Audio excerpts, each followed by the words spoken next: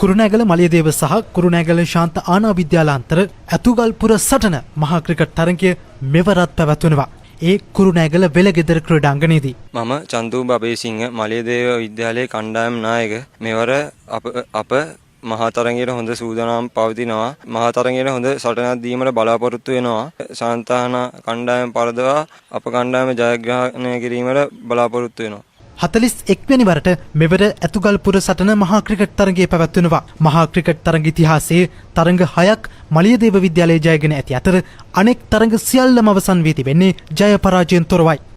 මම බුද්ධිම සහන් මෙවර සාන්තානා පළමු පෙළ ක්‍රිකට් කණ්ඩායමේ නායක විදිහට කටයුතු කරනවා. අපි මේ පාර 2 days වල ෆස්ට් ඉනින් 5ක් එක්ක හොඳ අවුට්රයිට් එකක් දිනලා ක්වාටර් ෆයිනල් එකකින් 2 day සීසන් එක ඉවර කරලා තියෙනවා. ඒ වගේම 1 day වලත් අපි ක්වාටර් එකකට ඇවිල්ලා තියෙනවා.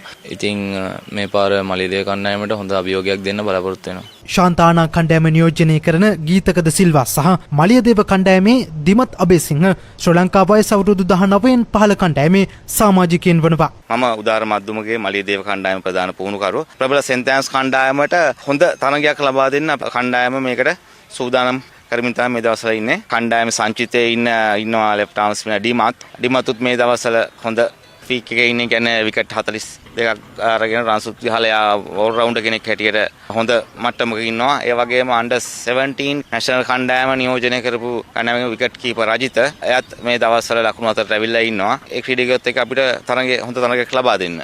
මෙවර ඇතුගල්පුර සටන මහා ක්‍රිකට් තරගය එළඹෙන 28 29 30 යන දිනවලදී පැවැත්වෙනවා.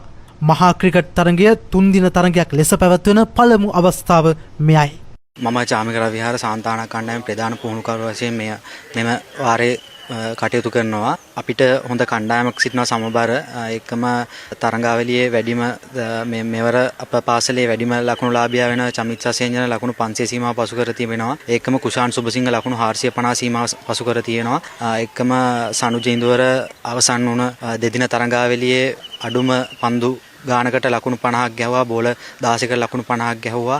ඒකම අපේ 19න් 15 සංචිතයේ සිටි ගීතික සිල්වත් මෙවර අපේ සංචිතයේ සිටිනවා. අපි මෙවර මලියදේව කණ්ඩායමට හොඳ තරගයක් දෙන්න බලාපොරොත්තු වෙලා